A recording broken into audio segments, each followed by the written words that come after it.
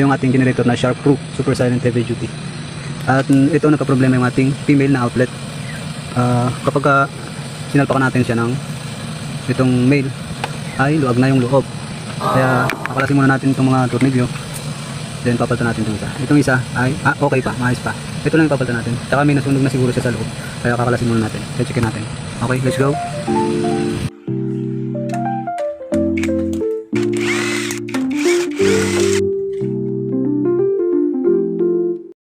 Ito na siya mga ka-alright, nasunog yung may positive na wire tapos yung negative. Ito naman yung ground. Okay, kalasin lang natin dito yung tornilyo at kalas na natin itong female outlet. Okay, let's go.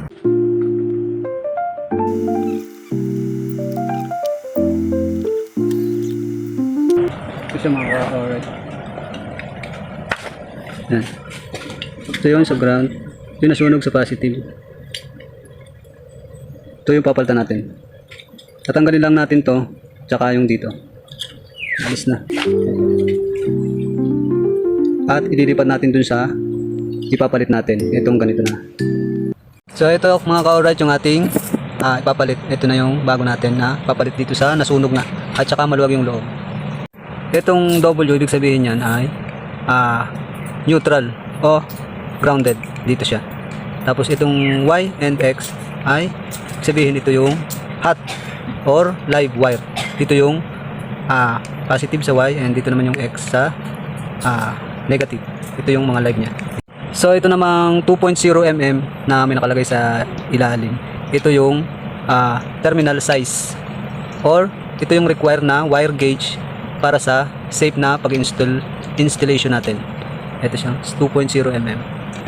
Palitan natin siya nang ma-testing natin.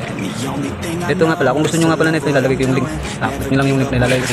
Kung may Shopee kayo o TikTok, yun. Kung para sa generator na. Okay, let's go. Ito naman yung nasira. Ito yung nasunog natin na female na outlet. At kukunin natin to. Ito. Kukunin natin, tapos lalagay natin siya dito. Dito. Yung dalawang to, dilipat natin dito sa bago. Tapos lalagay na natin yung dalawa natin pinalas. Lalagay pa natin yung mga wire nya dito sa loob. Muna natin itong mga wire. Itong mga wire na to dito. Yun nga, sa itong kanyang ground ay itong may yellow and green na wire. Ito namang isa ay sa positive, yung black negative, yung live nya. Tatlo lang sila. Okay, let's go.